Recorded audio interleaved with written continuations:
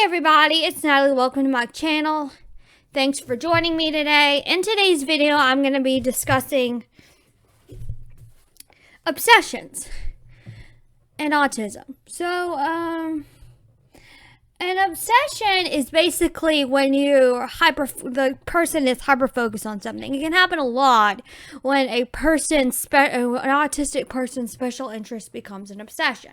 Now, there's a difference between special interests and obsessions, and according to all the research I've done, according to the Autism website, an obsession is basically what special interests turn into. A special interest is a special career, something that an autistic person is into that can get turned into a career, and it's all they can talk about and stuff like that. Well, an obsession is slightly different from this. So it's like when it takes up all your thoughts, it's all you can really talk about. Even when someone tries to get you to change the subject, you really can't. You're totally obsessed with it. You have to have everything. Like for me, it's always TV. So like I have to have everything related to, like I was obsessed with Frozen for a while. And I had to have everything Frozen. I played the music constantly. I had to have the dolls. I was obsessed with Elsa. I love Elsa still. I loved the music, and I talked about it nonstop and made all these theories. I drew pictures constantly for Frozen. I reenacted scenes from Frozen. I based a lot of my stories on Frozen that I would act out with my friend Anna. So yeah, I was very obsessed. So that's an obsession. So my own obsessions are shipping and TV, which is also another name for when you want a couple.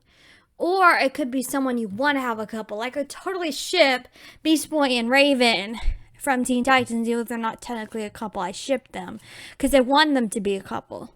That's what it means to ship somebody a couple, is to say I want them to be a couple. So another thing I like to talk about is I'm also super into kids' fantasy shows, including Over the Garden Wall, which is a Cartoon Network mini-series about these two brothers, Wirt and Greg, who are lost in the woods called the Unknown. And then you have Star vs. the Force of Evil, which is about this magical princess from another dimension named Star, who has this wand that's a family heirloom, and she goes on adventures with her best friend Marco. And they fight monsters, and they go on these different quests, and it's really fun. So, it's one of my absolute favorite shows. My favorite Disney show. The couple on there is my absolute favorite couple of any TV show in the history. And then Gravity Falls. Obsessed with Boy Meets World, Milo Murphy's Law, and Phineas and Ferb, which both take place in the same universe. Milo Murphy's Law is about the great descendant of the creators who created Murphy's Law. Anything that can go wrong will go wrong. His name's Milo. He goes through all these adventures with his best friends, Melissa and Zach. So, Liv and Maddie was a big obsession, and Dove Cameron and Sabrina Carpenter was a huge obsession for me. I love her. I love her music. And I love Ninjago, which is this Lego show about these ninja with elemental powers. So, what the point of my last video was just to define who I am. My story is what this video is about, so you can learn from my story. And I just had to share part of my story, Star vs. the Force of Evil, being obsessed with it. So I just had to talk about it. So, why I like TV is that, the reason I like TV is because it helps me escape from reality, first of all. Second of all, that's why I can't stand reality shows. And also, it's just a fun way to entertain myself. It's mindless fun. I can obsess over it without really thinking about anything. It's just really fun watching these characters develop on TV. Instead of having to use my imagination, I can just see it. And then I don't like video games because video games, I have major eye incarnation issues because of my autism, which is just one of the reasons I'm surprised that so many autistic people love video games.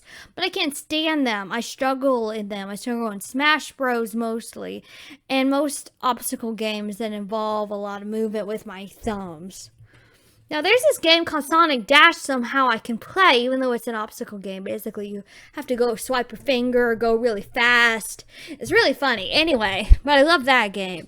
But I generally don't like video games, so I'm more into TV, which is a odd thing for an autistic person. And I don't like reality TV because the point is to escape from reality. I don't want to go back into reality. Why would I do that? So, obsessions can be a block from having meaningful conversations, or they can be a good thing because you can turn them into a career, or you can share it with the other person, have something to share with and talk about. There can also be a block because it's all you think about, or you can't think about anything else. But for me, I've found ways to make my obsessions fun. Like I created an opinions journal where I talk about all my opinions, which I don't have it with me today, but I do like writing down my obsessions in my journal. And it'd be really cool sometimes I use my obsessions in my art and in my stories. Like I was obsessed with superheroes, so I've written a lot of superhero stories. And I also really like couples, and I love shipping because it's just really fun wondering, oh, is this couple going to get together? I don't know, I just find it enjoyable. I love romance. And so I don't really enjoy things except for like Anne of Green Gables. That's one I enjoy. That's all a romance. Except for like Emma, I enjoy that one too. And Wuthering Heights. Actually, I take that back. But a lot of times, I don't like things that are pure romance. I prefer when they're like mixed in there. Like Agents of S.H.I.E.L.D., Fitzsimmons, Star vs. the Force of Evil had a romance.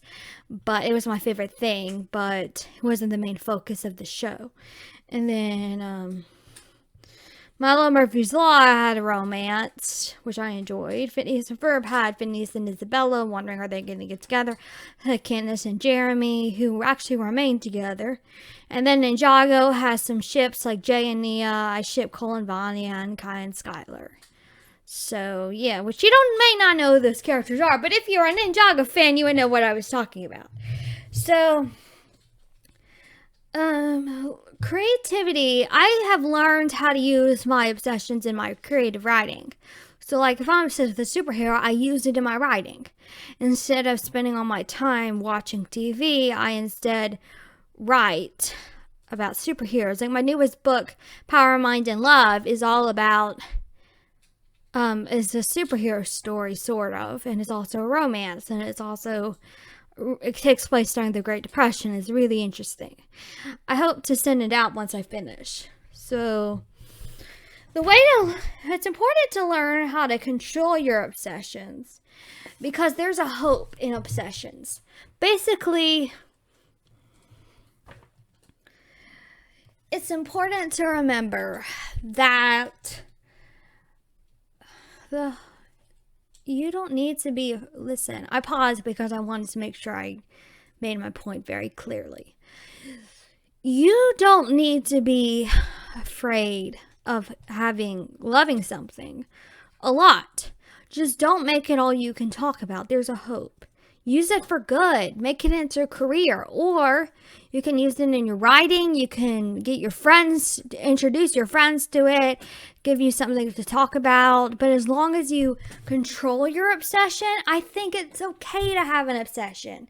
I have obsessions, and I'm okay with it because it's just part of who I am.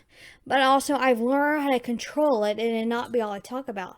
I'll be able to have deep conversations. I also love deep literature, sometimes they're just like fun stuff. But, yeah. So, sorry.